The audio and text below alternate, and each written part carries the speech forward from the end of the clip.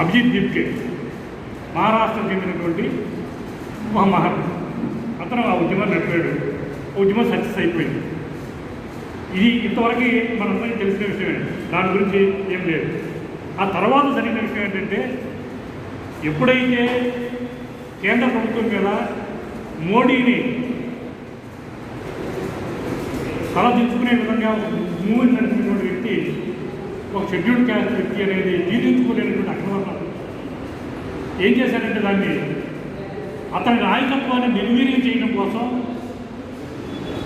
అతనితో ఉన్నటువంటి మిగిలిన అగ్రవర్ణాలకు చెందినటువంటి యువతని అతని నుంచి దూరం చేయడం కోసం ఒక కుట్ర పన్ని యాంటీ రిజర్వేషన్ మూవ్మెంట్, ఈ దేశంలో యాంటీ రిజర్వేషన్ మూవ్మెంట్, రిజర్వేషన్కి ఒక అవసరం లేదు, రిజర్వేషన్ తీసేయాలని చెప్పని ఒక కృత్రిమమైనటువంటి ఒక ఉద్యమాన్ని ఈ ప్రభుత్వాలు స్పాన్సర్ చేసింది. అయితే అతనికి ఉన్నటువంటి తెలివితేటలు కానీ, అతనికి ఉన్నటువంటి జ్ఞానం కానీ లేదు, అతనితో ఉన్నటువంటి సహచరులకి అతని మీద ఉన్న విశ్వాసం కానీ, అతని యొక్క నాయకత్వాన్ని వాళ్ళు అంగీకరిస్తూ ఆ మూవ్మెంట్ ఫెయిల్ చేయగలిగారు.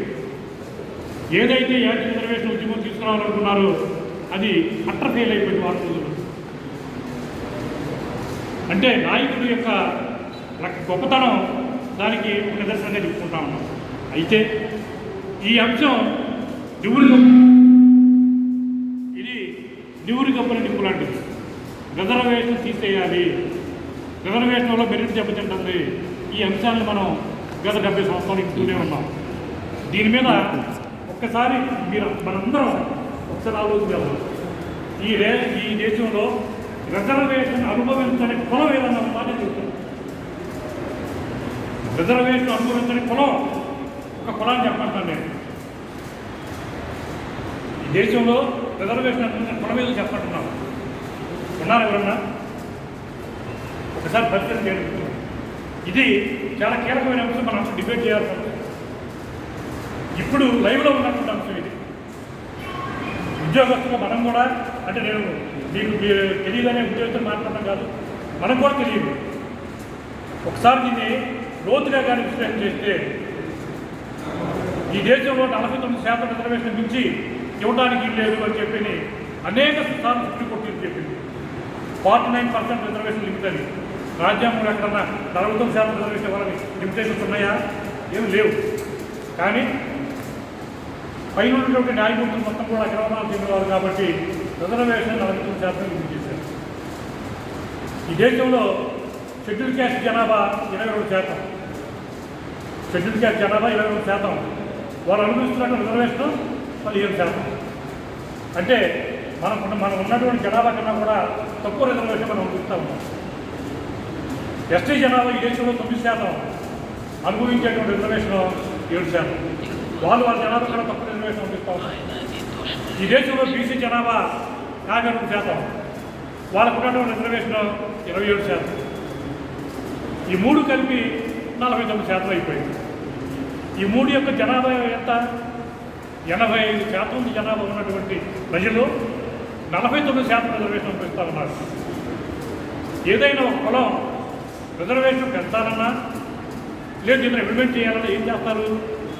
ఒక కమిషన్ నియమిస్తారు. ఎవరైనా ఇది అందరికీ తెలిసి సత్యం. ఏ కమిషన్ నియమించకుండా, ఏ విధమైన సిఫారసులు లేకుండా ఈడబ్ల్యూఎస్ రిజర్వేషన్ అనేటువంటి ఒక కుట్రపూరితమైనటువంటి రిజర్వేషన్ తీసుకొచ్చి అగ్రవర్ణాలకి 10% రిజర్వేషన్ ఇచ్చేసారు. దానికి 49% లిమిటేషన్ వర్తించదా? 50% లిమిట్ దాటితే రిజర్వేషన్ వర్తించదని సుప్రీంకోర్టు తీర్పు చెప్పింది. మరి 10% రిజర్వేషన్ 50% దాటిపోతే ఈ విధంగా దాన్ని ఎలవ్ చేసింది రిజర్వేషన్ని. ఇవాళ 59% రిజర్వేషన్ ఉన్నాయిగా. అంటే అగ్రవర్ణాలకు ఇచ్చే విషయంలో వాళ్ళు దేనైనా కానీ సమర్థించుకుంటారు. ఈ దేశంలో ఈడబ్ల్యూఎస్ రిజర్వేషన్ పేరుతో ఇవాళ ఈడబ్ల్యూఎస్ అంటే ఎకనామికల్లీ వేకర్ సెక్షన్, కమ్మ, రెడ్డి, బ్రాహ్మణ, క్షత్రియ, వైశ్య ప్రతి కులంలోనూ ప్రతి ఒక్కరు కూడా ఈడబ్ల్యూఎస్ సర్టిఫికేట్ తీసుకుని ఈ రోజున రిజర్వేషన్ పంపిస్తున్నాడు. వాడి వాళ్ళ ఒడి మీదకి వచ్చి రిజర్వేషన్ వల్ల ప్రజలు దెబ్బతింటుందని మాట్లాడబోతున్నాం.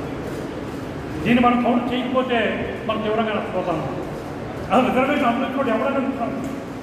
ఈడబ్ల్యూఎస్ రిజర్వేషన్లో ఈ గత 5 సంవత్సరాలుగా ఈడబ్ల్యూఎస్ రిజర్వేషన్ ఇంప్లిమెంట్ లిస్టు తీసుకుంటే ఈ బ్రాహ్మణ, వైశ్య, కమ్మ, రెడ్డి, కాపు అన్ని కులాలు ఈ రిజర్వేషన్లో ఉద్యోగాలు పొందినట్లే. ఇది ఒక అంశం. ఇంకొక అంశం, ఈ రిజర్వేషన్ వల్లే ప్రజలు దెబ్బతింటుంది అంటున్నారు. మనం రిజర్వేషన్ ఉన్నప్పటికీ కూడా మినిమం క్వాలిఫై మార్క్స్ 35% మార్క్స్ ఉంటేనే మనం క్వాలిఫై పైకి వెళ్తాం. 30% మార్కులు రాకపోతే మనం కిందే ఉంటాం, మనం ఎవడు ముందుకు తీసుకెళ్ళడం.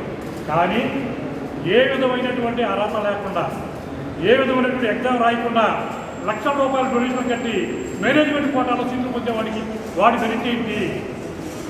దాన్ని మనం ప్రశ్నించలేకపోతాం. ఎప్పుడైతే యాంటీ రిజర్వేషన్ మూవ్మెంట్ వచ్చిందో దాన్ని తిప్పుకొట్టడానికి మనం కానీ గెలవకపోతే మన మీద ఉద్యోగ పట్టడానికి ఈ అగ్రవర్ణ శక్తులన్నీ కూడా సిద్ధంగా ఉన్నాయి. కాబట్టి దీన్ని కూడా ఆల్రెడీ ఇప్పటికే సోషల్ మీడియాలో విస్తృతంగా ప్రచారం జరుగుతున్న నేపథ్యంలో అది అణగారిపోయినప్పటికీ కూడా మన పిల్లల్లో చైతన్యం లేదు, మన పిల్లలు దీని మీద మాట్లాడే పరిస్థితులు లేరు.